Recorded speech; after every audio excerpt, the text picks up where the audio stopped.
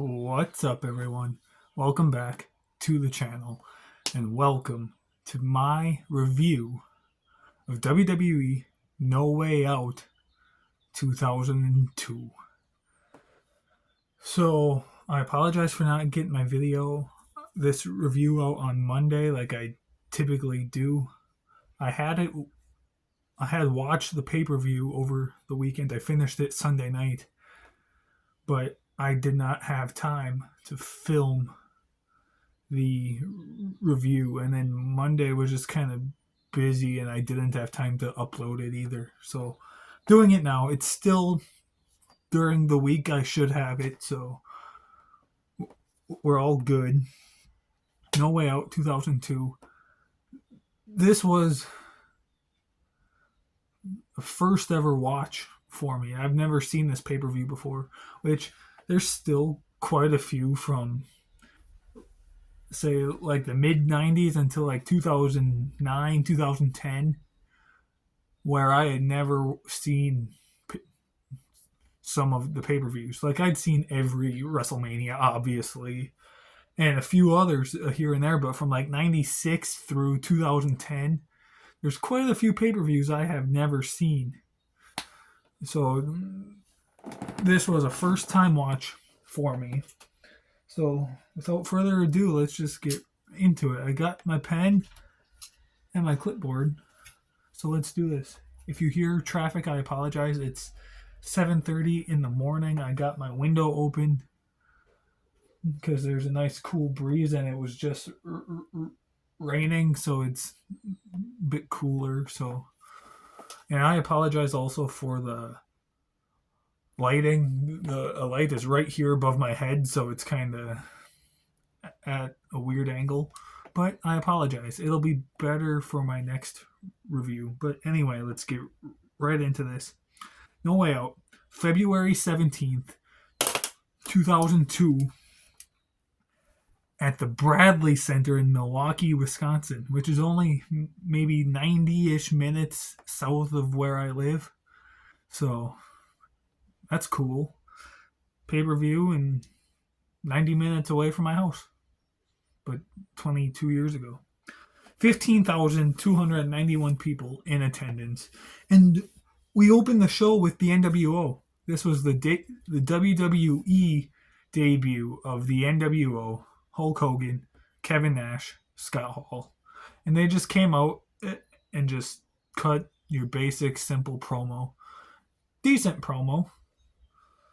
But that's pretty much all they did. But let's get into the matches. We opened the show with a number one contenders tag team turmoil match, where the winners would get a tag team championship match at WrestleMania 18. We had Scotty 2 Hotty and Albert versus Christian and Lance Storm versus the Hardy Boys versus the Dudley Boys versus Billy and Chuck versus the APA. Pretty decent turmoil match. I liked it.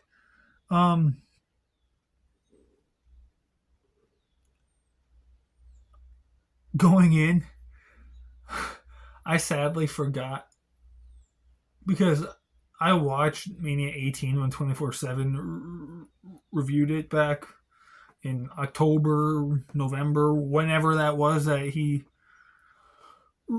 reviewed that. And I totally forgot a lot of that show for some reason. But yeah, this match was decent. I liked it. Some good stuff.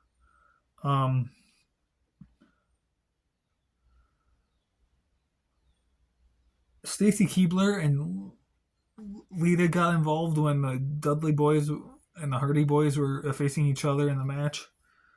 So there's that. But yeah, the APA won. I don't have a whole lot to say about the match. I didn't write very many notes. APA won. I give the match 3 stars. I liked it. It was decent. I thought it was good. Up next, then, we have Gold Dust versus Rob Van Dam. this match was okay too. Um, there was here. I'm actually gonna continue to hold this. um, yeah, as soon as Goldust entered, or no, as soon as RVD entered the ring on his entrance, Goldust went and attacked him right away. Right away. And then at one point,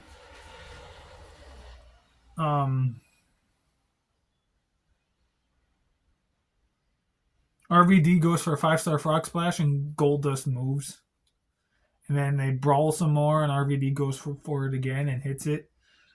And RVD wins. Yeah, these I didn't write very many notes about the show.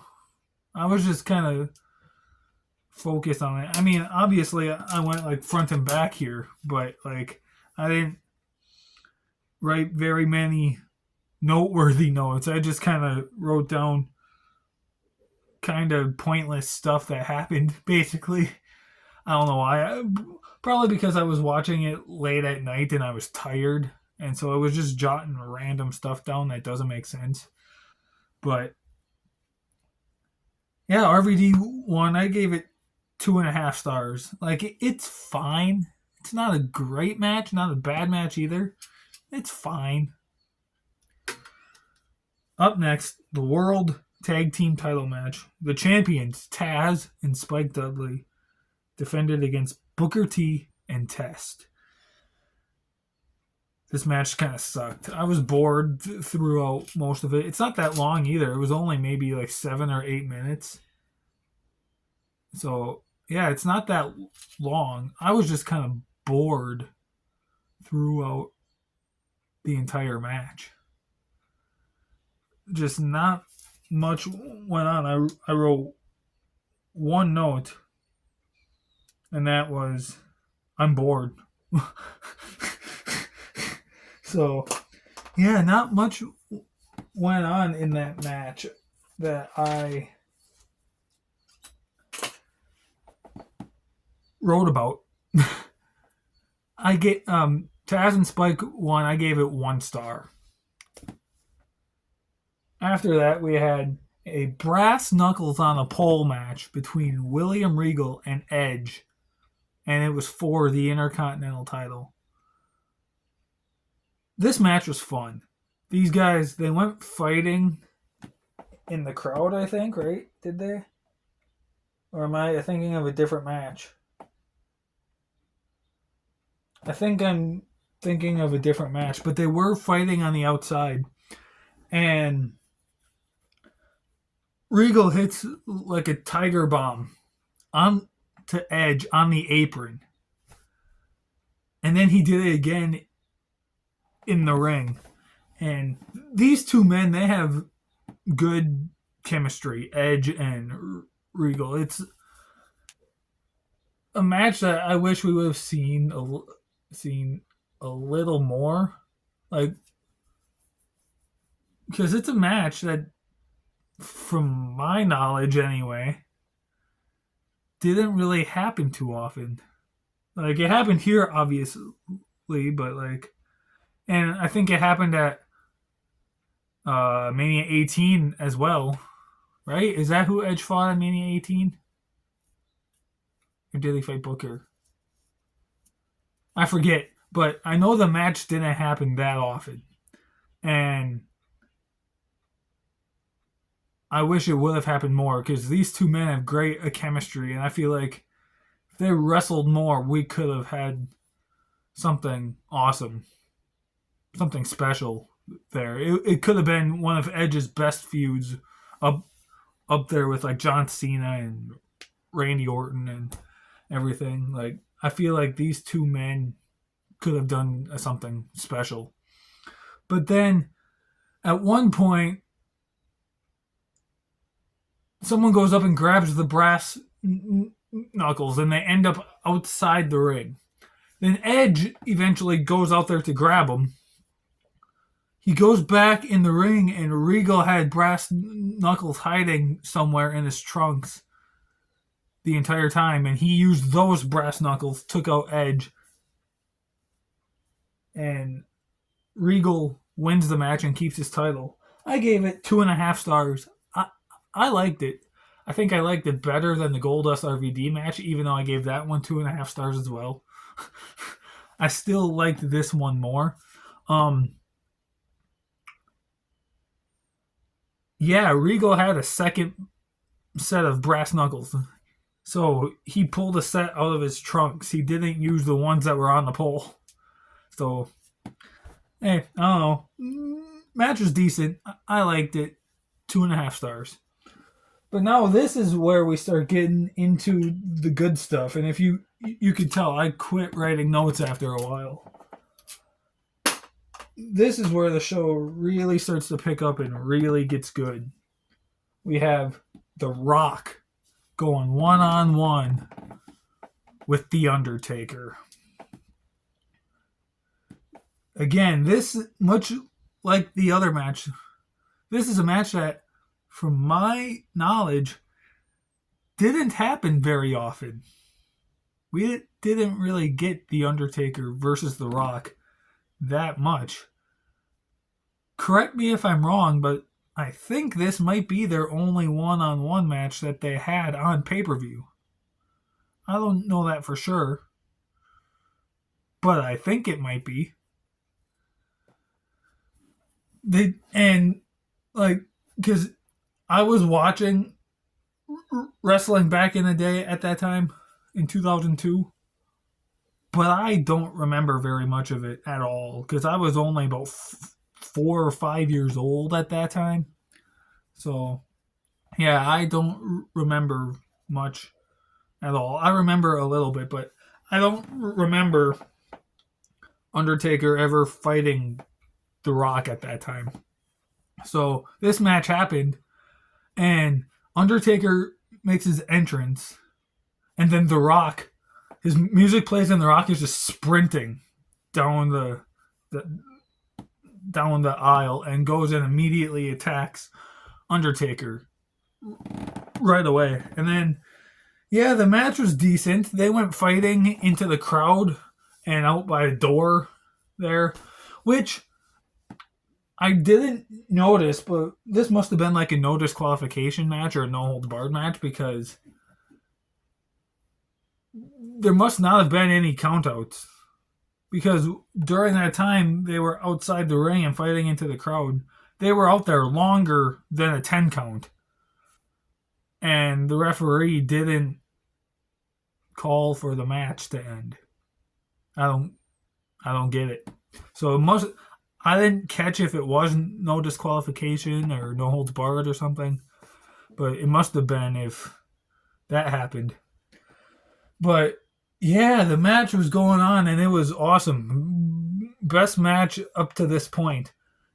And then Undertaker goes down to his motorcycle and he's feeling around there for something. And he pulls out a lead pipe. He had a lead pipe attached to his motorcycle. And he's about to go use it. And here comes Ric Flair down to the ring. And I guess this is kind of... I don't think the build for Mania 18 started here. I think it started weeks prior. But it continued here because Undertaker and Flair fought at WrestleMania. But yeah, Flair comes down. And then The Rock, eventually something happens. I forget. I think Undertaker kicks Flair and Flair takes a bump. And then The Rock ends up with the lead pipe at one point. And then the ending of the match, Flair comes back, takes out Undertaker, and then The Rock hits the rock bottom, wins the match. I like this match. I gave it 4 stars. It was awesome. I feel like the build up for this match between Undertaker and Flair, from what I remember here and everything else along those lines, I just remember being awesome. I mean, that match too at Mania is awesome, but the build up was great. And then, yeah, so The Rock won, and then later on in the show, we get a thing with The Rock and the NWO, which then goes into one of the greatest matches of all time between The Rock and Hulk Hogan. So there's that. But yeah, that match was awesome. I liked that match. It was the best match on the show up to this point. And then we had Kurt Angle versus Triple H, where the winner would be the number one contender for the undisputed WWE title at WrestleMania. And Stephanie McMahon would be the special guest referee. So, Triple H returned earlier in the year, probably about a month and a half or so before this, from his quad injury. And he wins the Royal Rumble. Then we go here to No Way Out. And that's title match at Mania that he earned is now on the line in a match against Kurt Angle. And Kurt Angle ends up winning this match, becomes number one contender for the title. But Triple H still faces Chris Jericho at WrestleMania. I need to watch some of the episodes of Raw or SmackDown in between No Way Out and WrestleMania to figure out what happens there, because this was a number one contenders match. Kurt Angle won. Yes, Triple H won the Royal Rumble, but Kurt Angle won this match. So, like, did Kurt Angle ever get his title match on Raw or SmackDown? Or did they just cancel it and put Triple H in the match anyway at WrestleMania? I don't know. I gotta watch some Raw or SmackDown in the build-up to Mania. But this match was decent. Early on, Kurt Angle actually accidentally clotheslines Stephanie McMahon over the top rope and takes out Stephanie, and then she's gone backstage for like 10 minutes. A new ref, Tim White, comes in. He takes over. Then he gets taken out. Stephanie comes back in. And then at one point, there's a steel chair involved. Triple H teases pedigreeing Stephanie. He's got her in the position. Kurt Angle comes in with the chair, hits a Triple H across the back with it. He then grabs a Triple H, goes for an Angle slam. 1, 2, 3. Angle wins. Yeah, this match, again, good match. I liked it. I'm just confused as to, did Kurt Angle ever get his title match? I don't know. I need to watch some Raw or SmackDown in between here and Mania. Honestly, I wouldn't have minded Kurt Angle versus Chris Jericho at WrestleMania if that's what they ended up deciding to go with. I feel like that still could have been a pretty good match. But they went with Triple H because he won the Rumble. And don't get me wrong, that Mania 18 main event between Jericho and Triple H, it's a good match. It's not a great match. It's good. I like it. But sometimes after watching this now, I wonder what would have happened if Kurt Angle actually got the title match against Jericho at Mania, and the main event was Kurt Angle versus Jericho. I think that could have been something really cool. Anyway, speaking of Chris Jericho, we go on to the main event of this show for the undisputed WWE Championship. Chris Jericho has both belts. He's defending against Stone Cold Steve Austin. This match was good. I liked it. Oh, and I forgot to give a star rating to Angle and Triple H. I think 3.5 stars. So Jericho Stone Cold. This match was fun too. I liked it. These two men, again, another one of those matches where, correct me if I'm wrong, I don't think they fought each other that often. On pay-per-view anyway, one-on-one. It may have happened a handful of times, but not to my knowledge, not that I know of. Obviously, because as I said, I haven't seen very many pay-per-views in between 1996 and 2010. I've seen quite a few, but not very many. So chances are it could have happened at some point between the late 90s when Jericho debuted and 2003 when Stone Cold retired. But overall, yeah, this match was decent. There was quite a bit of fighting on the outside of the ring. The barricade got tore up.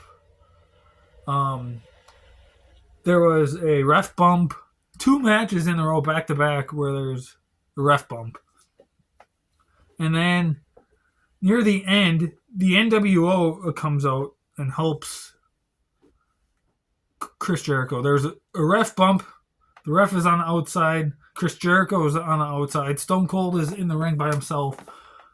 And the NWO comes out and beats up Stone Cold. And then Jericho comes into the ring, pins Stone Cold, gets the 3 count victory. Chris Jericho wins the match, keeps his titles. I also give this match 3.5 stars. I liked it. I liked the whole NWO interference. I typically don't like interferences in matches, but this one, for some reason, I enjoyed. And I don't know if it's because it was the WWE debut of the NWO or what it was, but I liked it. I thought it was cool. This would then lead to Stone Cold Steve Austin versus Scott Hall at WrestleMania, which again it's a decent match. It's not great. The stunner cell from Scott Hall is still iconic to this day. So, but yeah, Chris Jericho beats Stone Cold Steve Austin with the help of the NWO. And that's about it. 3.5 stars. I liked it. Overall, this pay-per-view as a whole was pretty good. I liked it. I'd give it maybe like a 6 out of 10 or a 6.5 out of 10. Like, it's not a bad show. First time I ever watched it.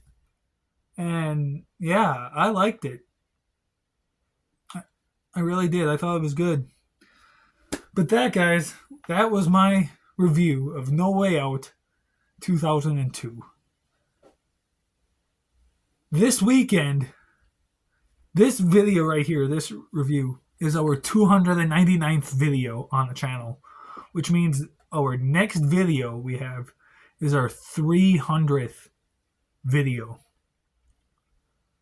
And 24/7 is doing something cool for that. I'm not going to